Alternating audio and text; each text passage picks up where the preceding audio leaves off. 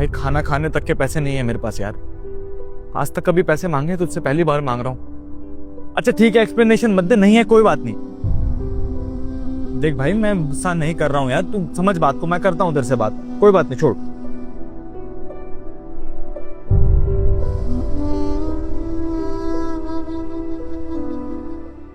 ये लो। जी ये मैंने ऑर्डर नहीं किया है।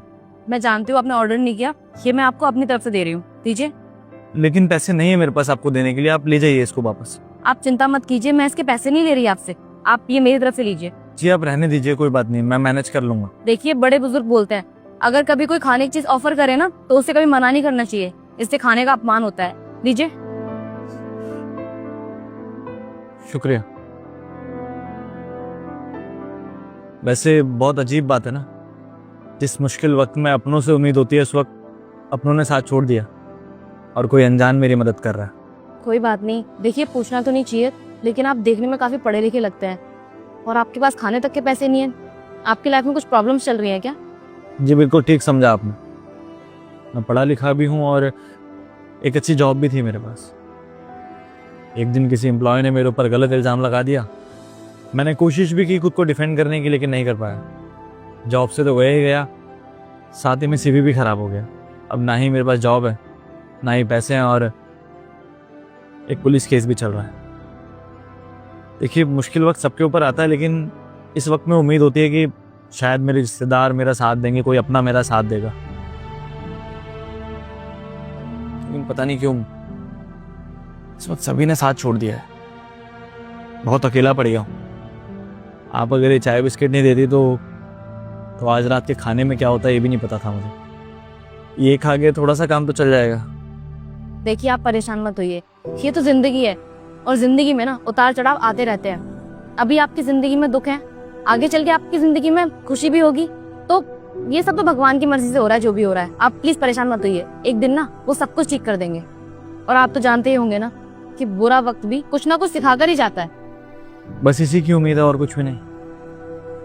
सच कहूँ तो थोड़ा डिप्रेशन में जाने लगा हूँ, लेकिन आज आपसे मिलके थोड़ा सा मोटिवेशन मिला है मुझे। आप देखिए ना, आपकी ज़िंदगी ज़रूर अच्छी होगी, अपने परिवार का अच्छे से ख्याल रखती होंगे आप, आपका परिवार आपसे बहुत खुश होगा, आपके रिश्तेदार आपसे बहुत खुश होंगे, है ना? आपने सुना है, हर चमकती चीज सोना नहीं होती। आपको लगता है कि मेरी लाइफ बहुत सॉर्टेड है, मेरी लाइफ में कोई प्रॉब्लम नहीं होगी। दरअसल 2 साल पहले मैं एक लड़के से बहुत ज्यादा प्यार करती थी। उससे शादी करने के लिए अपने घर वालों से भी बोला, लेकिन घर वाले नहीं माने उसके लिए। मेरा प्यार इतना ज्यादा था कि मैं उस लड़के के साथ ना भागकर यहाँ शहर में आ गई और अपने घर से कैश, ज्वेलरी सब कुछ चोरी कर ली। लेकिन यहाँ शहर में आके उस लड़के ने मुझे धोखा दे दिया, मुझे छोड़ के चला गया और ऊपर से सारा कैश और ज्वेलरी भी ले गया। मेरे पास कोई ऑप्शन ही नहीं बचा और घर से भाग कर आई थी मैं। घर वापस जा भी नहीं सकती थी, किस मुंह से जाती? घर वालों की इतनी बेइज्जती करवा दी थी मैंने, तो मुझे यहाँ शहर में ही रहना पड़ा।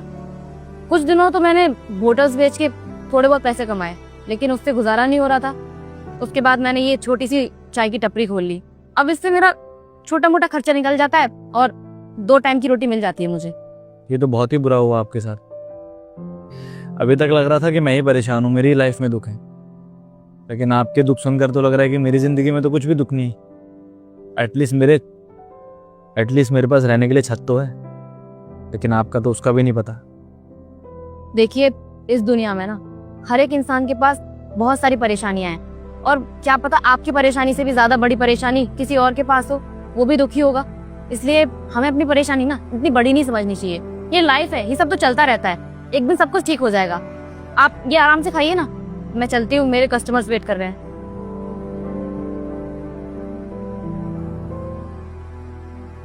जी सुनिए, ये आपकी प्लेट। और कुछ चाहिए आपको? जी नहीं, और कुछ नहीं चाहिए। चाय बहुत टेस्टी बनाई थी आपने, शुक्रिया। चलता हूँ मैं। अच्छा सुनिए, ये लीजिए, ये कुछ पैसे हैं, भी रखिए अपने पास, आपके काम आएंगे।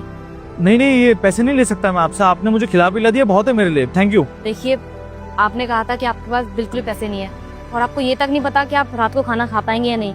आप ये रख लीजिए ना, आपके काम तो आ ही जाएंगे। मेरे पास बस इतने ही पैसे हैं, अगर और पैसे होते ना तो मैं दे देती आपको। मैं ऐसे कैसे पैसे ले सकता हूँ? अभी आपने मेरी मदद की, फिर उसके बाद ऐसे पैसे? जी मैं नहीं ले सकता, समझिए बात को। देखिए प्लीज रख लीजिए, आपके मुश्किल वक्त में आपका कोई साथ नहीं दे रहा। मैं इस काबिल हूँ कि मैं आपकी मदद कर सकती हूँ, तो मैं मदद से पीछे नहीं हटना चाहती। आप ये रखिए, आप किसी ना किसी काम आ जाएंगे, और जब आपकी नौकरी लग जाए ना, तब आप मेरे पैसे वापस कर देना। किसी ने शायद ठीक ही कहा है, भगवान किसी न किसी रूप में आपकी मदद ज़रूर करते हैं। जब मेरी जॉब लग जाएगी ना, सबसे पहले मिठाई मैं आपको खिलाने आऊँगा। बिल्कुल आना, मैं इंतजार करूंगी मिठाई के डब्बे का। और आप ना ज्यादा परेशान मत होना, भगवान है वो सब कुछ ठीक कर देंगे।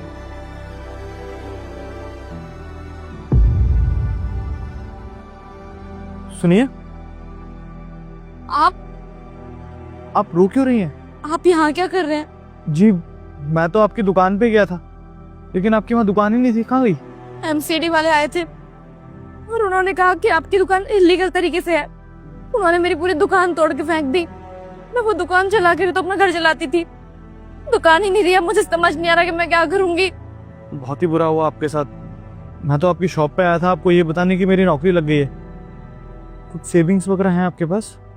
सेविंग्स थी, एमसीडी वालों ने बोला कि दुकान इलीगल तरीके से है, आपको फाइन भरना पड़ेगा।